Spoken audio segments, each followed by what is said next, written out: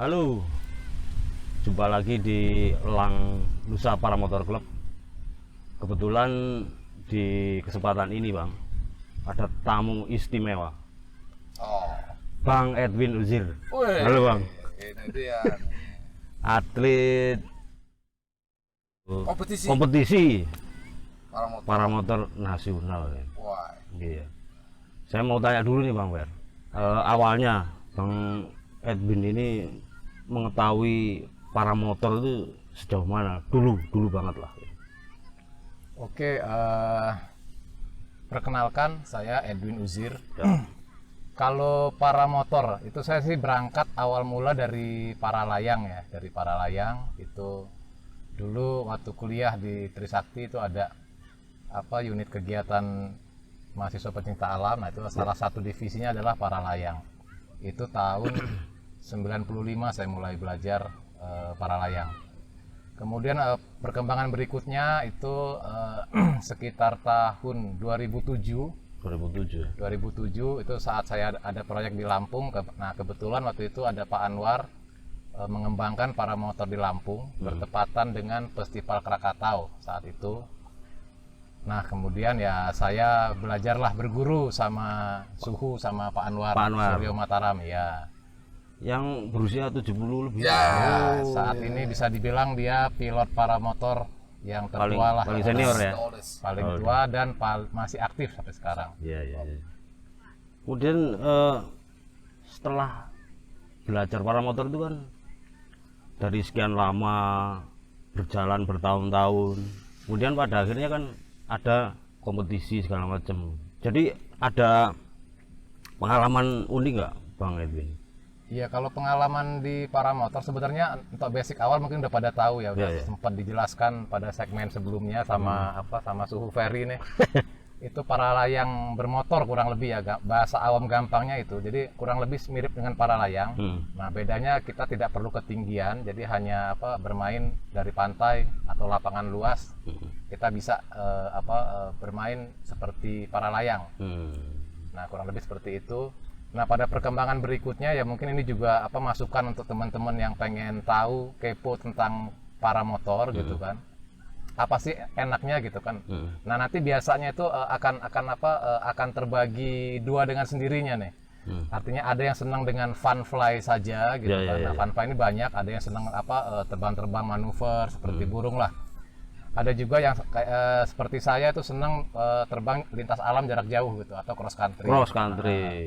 Nah di lain itu ada juga mungkin yang masih muda-muda yang sangat minat dengan prestasi, artinya dia masuk ke ranah kompetisi.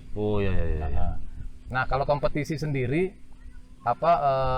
lumayan ya di Indonesia sendiri itu paling enggak setahun itu harus ada namanya kejurnas gitu. Ada beberapa kali juga dibikin bentuknya seri.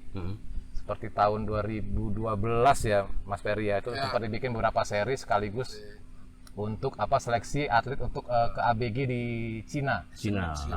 Oh pernah ke sana? Cina. Mas Ferry pernah ke sana. Waduh. Indonesia itu prestasi bergu kita. Dapat perunggu. Iya medali perunggu. Se-Asia lo ya. Nama Indonesia itu ya. Se-Asia lo. Top. Kemudian juga kalau pengalaman bertanding kalau nasional sih emang hampir tiap tahun tuh ada namanya kejurnas. Selain itu juga ada biasanya tuh dari Pengprov itu mengadakan semacam open kompetisi kayak pernah dulu di Jember gitu. Jadi ya itu rutin lah kalau itu kita masih rutin ikut. Untuk internasional itu ada berapa kali. Yang pertama itu yang AOPC itu Oceania Paramotor Competition. Nah, itu waktu itu tahun 2017 di Malaysia. Kuala Trenggono. Nah itu kelasnya dia udah kompetisi internasional kategori 1 Cat 1 gitu kan, sesuai dengan standar FAI. Nah itu alhamdulillah sih saya kesana sendirian gitu. Tentunya dibantu dengan dengan tim. Waktu itu ada Mas Ferry, ada Dewi, ada Yopi juga. Dengan dibantu salah satu juri internasional di sana dari Indonesia namanya Munir. Nah Perjalanan waktu, alhamdulillah waktu itu saya dengan sendiri datang ke sana. Awalnya sempat pada ngetawain lah, Iya. tapi dari sisi positif ya gitu. Tapi mereka tuh sangat sangat bantu, karena itu memang pengalaman saya pertama untuk kompetisi internasional. Masih nggak tahu mata lomba seperti apa Itu banyak masukan dari teman-teman para motor dari Thailand, dari Malaysia, tuan rumah gitu loh. Bahasa Thailand dong. Alhamdulillah, Bahasa Thailand. bahasa Thailand. Kamu Nah, alhamdulillah itu kita dapat medali perunggu waktu itu juara 3 untuk kelas ekonomik. Ekonomi. Jadi di sana ada 3 macam kelas dan 4 medali. Ini yang pertama tuh precision. Itu sangat banyak sekali mata lombanya. Sesuai standar FAI itu ada itemnya sekitar 20 sampai 25 Poin. jenis lombanya. Oh. Tapi yang dimainkan waktu itu ada 9. Itu seperti tempatan mendarat, kemudian juga ada kelas yang slalom, Japanese slalom, macam-macam. Kemudian yang kedua itu ekonomik. Nah, jadi kalau Keiritan gitu apa? ekonomik Bagaimana? ini lebih ke iritan. Iya, iya, iya. Nah itu kalau di FAI ada sampai 7 macam itemnya yang dimainkan. Kalau kemarin itu ada 4 macam Iya. jenis lomba di ekonomik. Kemudian navigasi kurang lebih sama seperti ekonomik, ada 5 sampai 6 macam lomba yang dimainkan, ada 3 waktu di Malaysia. Iya, iya. Nah, alhamdulillah saya dapat di kategori ekonomik. Jadi kalau mau nyombong nih, saya termasuk orang yang teririt Iya, iya, iya. se-Asia Oceania pada saat itu. Irit hidupnya. Nomor 3 teririt. Ya, lumayan lah. Iya, iya. Oh, bangga. Terus kalau Bang Ferry dulu sempat dampingin Bang Edwin juga apa? Ya waktu Gimana? Malaysia official itu. Oh, Ya official lah. official ya. Support aja beliau. Support ya.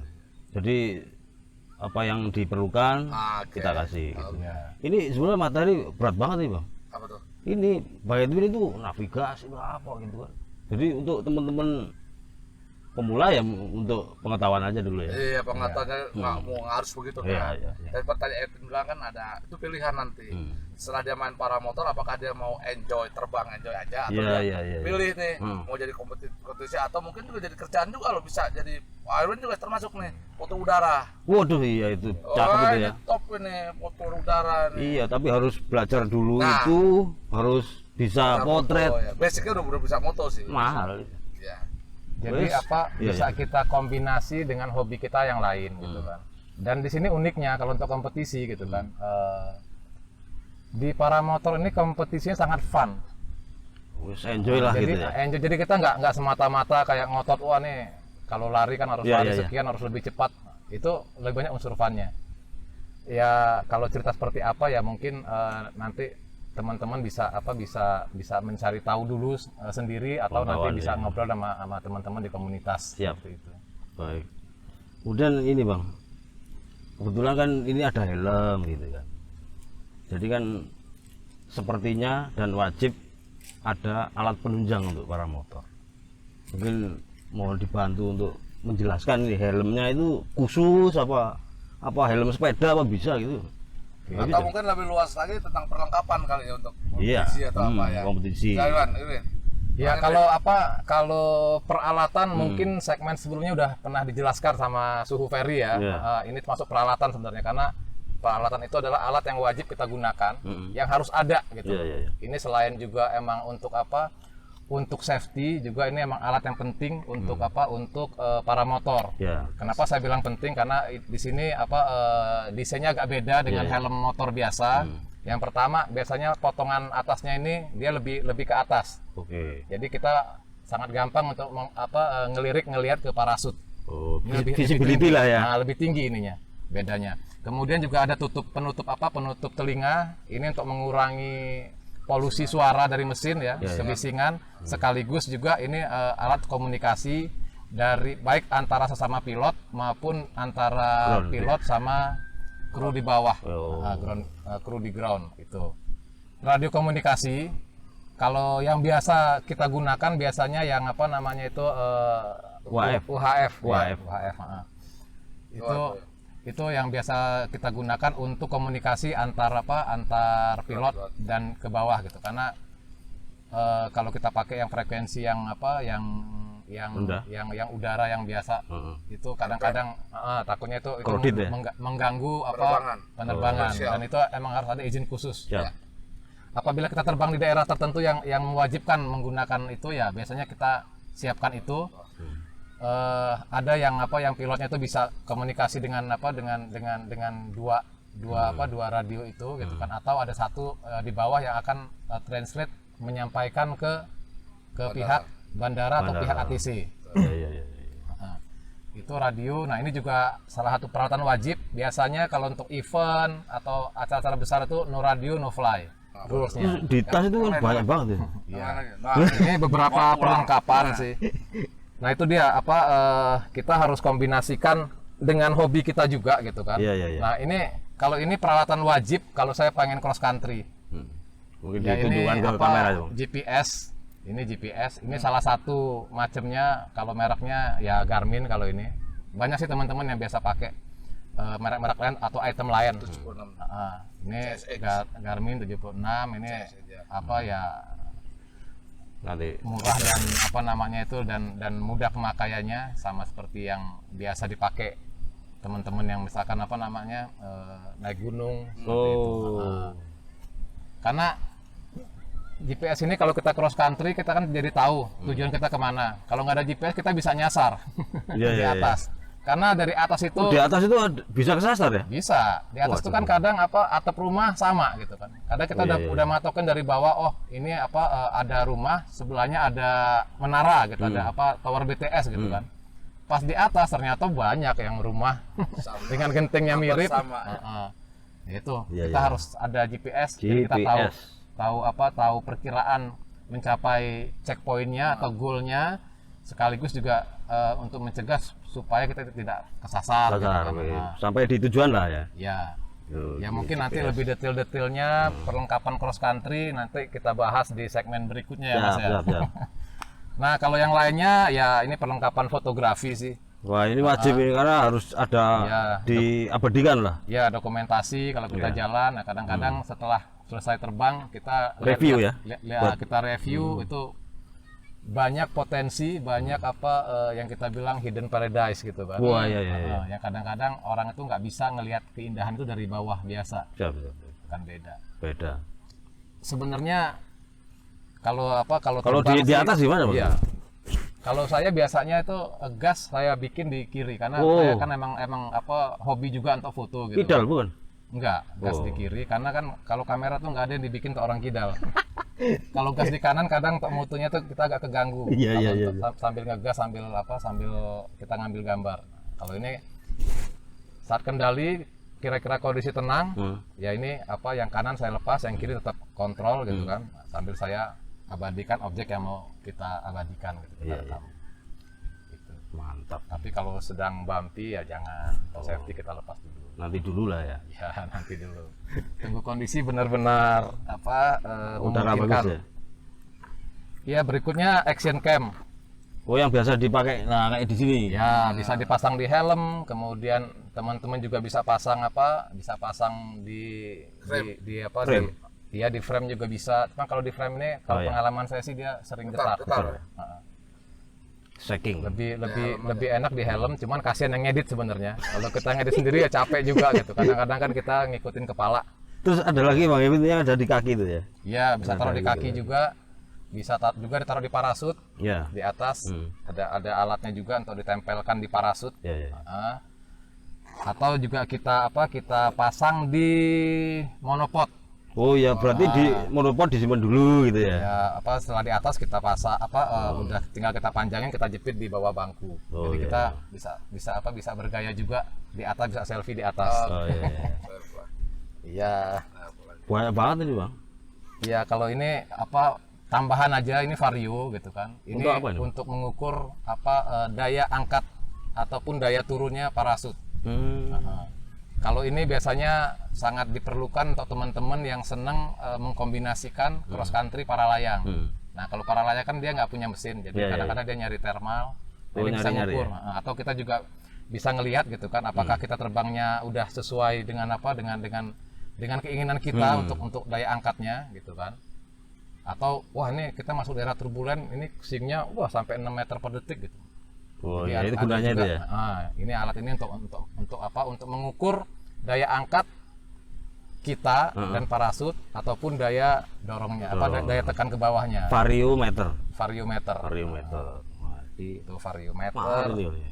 Bikin sendiri susah. Ya. Bisa. Nggak bisa ya? Ya kalau ini sih pelengkap tambahan, ini untuk apa? Mounting kamera di parasut. Oh, ada khusus ya bang? Ya ini cuman apa namanya? Ini bisa kita jepit di parasut. Nah, ini kamera ngarah ke bawah kita. Jadi kalau teman-teman pernah ngelihat foto selfie di atas ada tali-tali, kemudian bawahnya itu pemandangan bawah gitu kan. Nah, mungkin dia pakai ini. Ya. Magnet ini ya. Magnet. Magnet. Penunjang aja. Banyak banget alatnya. Ya, Emang harus diabadikan dengan bagus lah ya. Sayang juga ya. kurang lebih ini sih kalau Ya. untuk perlengkapan. Sisanya ya jangan lupa bawa HP karena kadang-kadang kita Dan di mana-mana. landing di mana yang radio ini nggak nyampe, mungkin kehalang sama pohon atau sama bukit, Ya. sama gunung. Nah, mungkin Hap. HP ada sinyal. Jadi Handphone kita, biasa itu ya. kita bisa menghubungi Keluarga Tim- terdekat. tim daratnya gitu kan. Untuk Nah, penjemputan. penjemputan. Iya. Ya untuk komunikasi lah, HP itu dibawa tapi jangan lupa dibungkus plastik. Jangan lupa pulsanya. Pulsa. Ya. Ya, pulsa kuota. Yes, yang berapa giga, puluh giga itu kan.